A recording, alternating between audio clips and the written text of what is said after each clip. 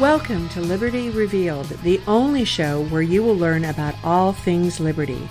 Your host for the show is a registered libertarian who's been involved in politics for more than 25 years. He has a passion for teaching others about the concept of personal liberty. Please welcome your host, Mike Mahoney. Welcome to the inaugural episode of Liberty Revealed. I am your host, Mike Mahoney. I am a Libertarian candidate for Orange County Board of Supervisors, 2nd District. Allow me to introduce myself and explain why I am qualified to talk about liberty with you. My political ideology has evolved over the years. As a young person, I was very conservative. My mom was likely a registered Republican. I really don't know for sure, but that is my suspicion. I tended to follow in her footsteps, but after my first presidential election, I began to see how complicated politics really is. I began to realize how politics affects all areas of my life. As I became my own individual, my political ideology changed completely. I realized how important it is to help others but not infringe upon anyone's rights. By the time of my second presidential election, I was taking lots of time to determine who the candidates really were. I took time to investigate their stances on the issues and then aligned myself with the candidate that matched me the most.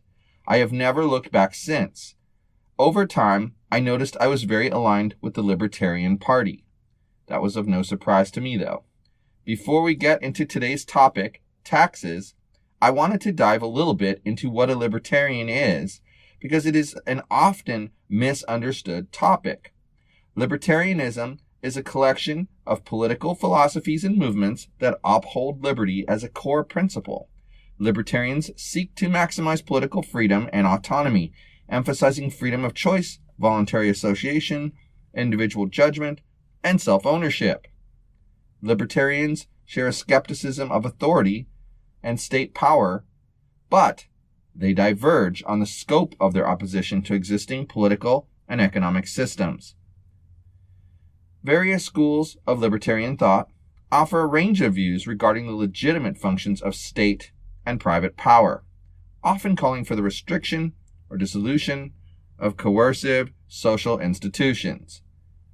An additional line of division between libertarians is over the scale of elimination of the state. Most libertarians on both the left and the right think that a minimal centralized government is necessary, whilst anarchists and anarcho-capitalists propose to completely eliminate the state. As a libertarian, personal liberty is at the core of my political belief systems. The purpose of this podcast is to reveal all the ways liberty plays a role in our daily lives. My hope is to educate listeners on libertarianism and the official party stance on all issues. No topic will be too big or too small.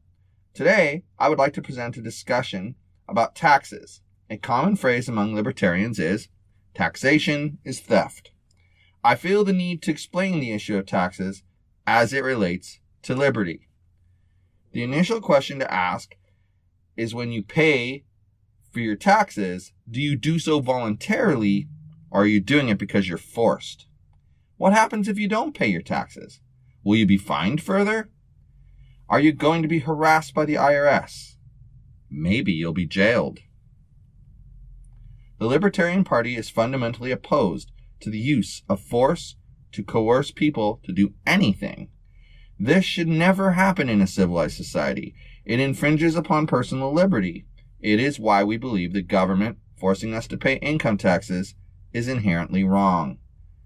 Anything at all that is accomplished via coercion is going to be wrong.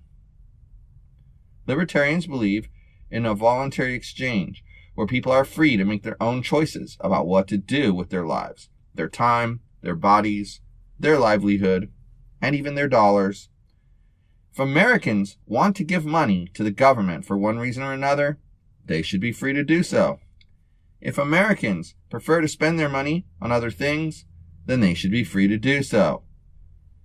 It is their money, and they should be allowed to spend it as they please. Now that you understand the basics, it is time for us to dig deeper into the topic. We libertarians call for the repeal of income taxes, abolishment of the IRS, and all federal programs not required by the Constitution.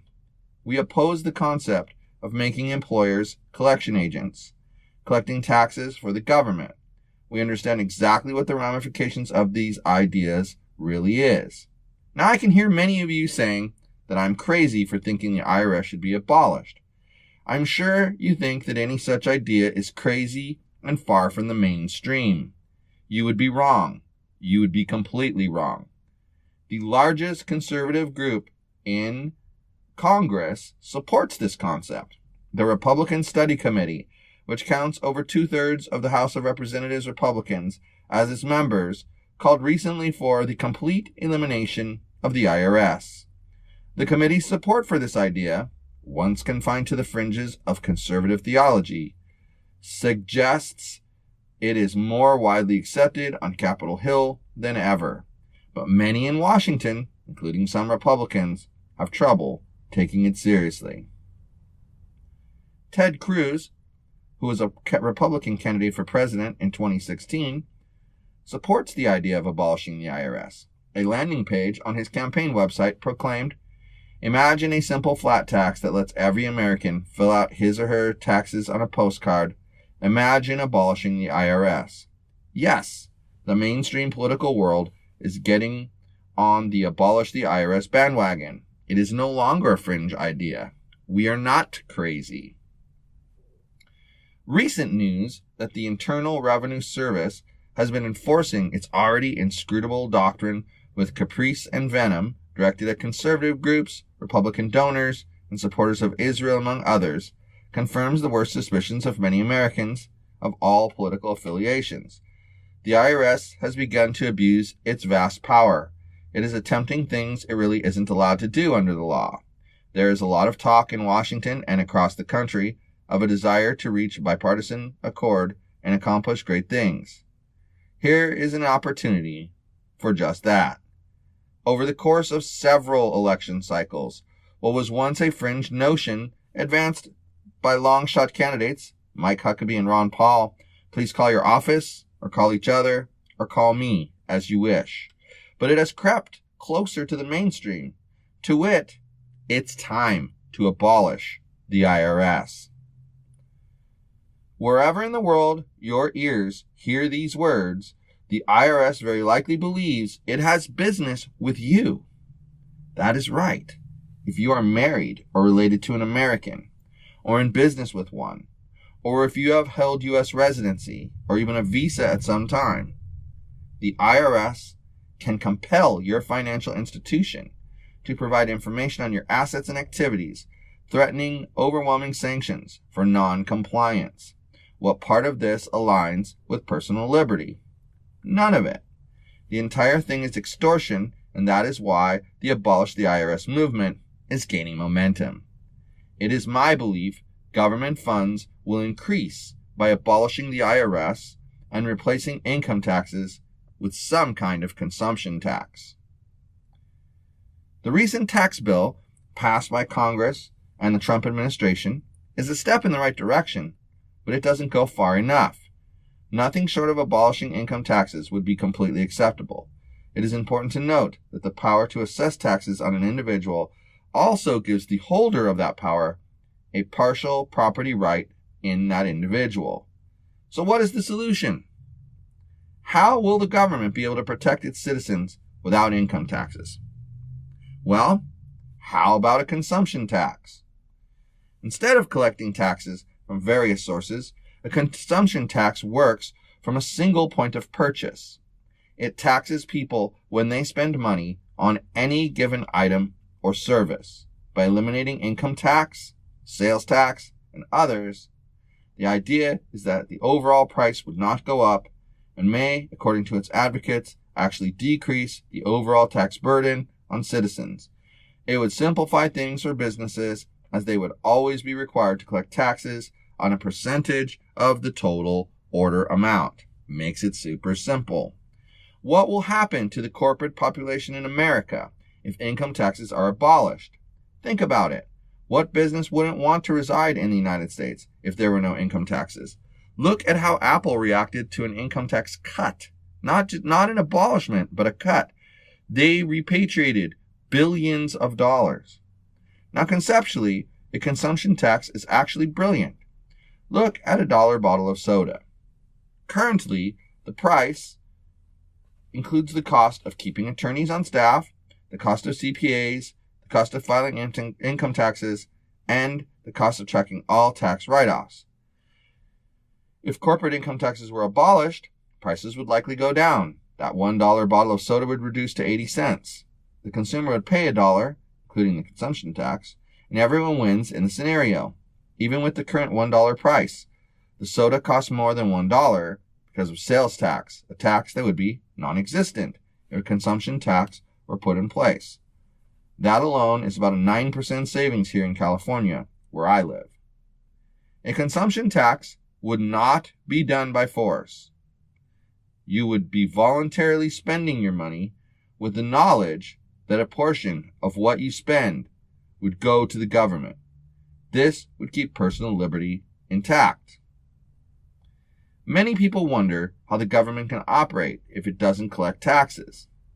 They should review history for that answer. Income tax entered the picture in 1913.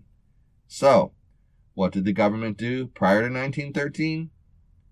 Prior to the passage of the 16th Amendment in 1913, the United States government funded its operations mainly through excise taxes, tariffs, customs, duties, and public land sales. This means the government has been collecting income taxes for a mere 105 years. The country itself is 243 years old. Well, clearly, we survived a long time without collecting income taxes. When you realize that taxation is extortion, you quickly change your viewpoint.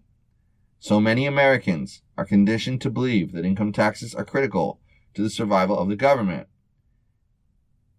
If you look at how many non-essential government agencies there are, the picture quickly comes into focus. The elimination of those agencies would eliminate the need to fund them, obviously. We pay income taxes because our government wastes a lot of money. It is a basic tenet of personal liberty that we are allowed to make choices that affect our life. Clearly, having the government take away a huge chunk of our income doesn't allow us to make our own choices. That alone should make you realize just how wrong taxation really is. Why is it that people grasp personal liberty in other matters but miss it in regards to income taxes? It's time we all woke up and demand change from our government. Only then will our personal liberty be saved. Let's let liberty be revealed by our words and actions. Let others make their own choices while we make our own choices. What do you think about that? Have you considered this topic before? Taxes, it's a basic thing. Everybody's tax documents were due February 1st. How are you going to fare with that? Maybe eliminating the IRS completely would help you. Well, that's all I have for you today. I really hope that you found this to be instructive. If you enjoyed the show, please consider subscribing.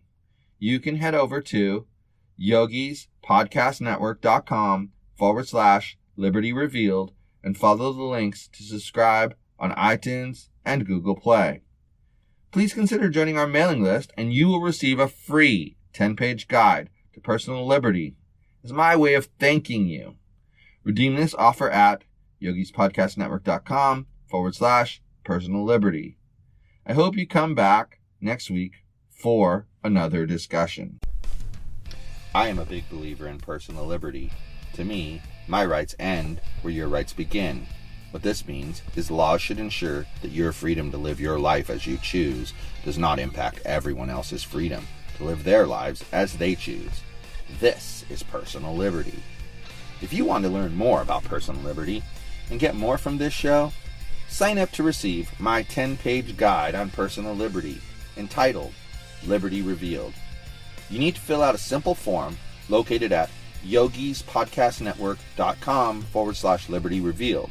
That's YOGISPODCAST yogispodcastnetwork.com/Liberty Revealed. Once you read through that ebook, you are guaranteed to be in a position to apply the philosophy of personal liberty. Thanks for listening to Liberty Revealed, the show where you learn about all things liberty. Please visit the show's website at yogispodcastnetwork.com/LR, where you can reach out to Mike directly with your questions and comments. Again, that is yogispodcastnetwork.com/LR.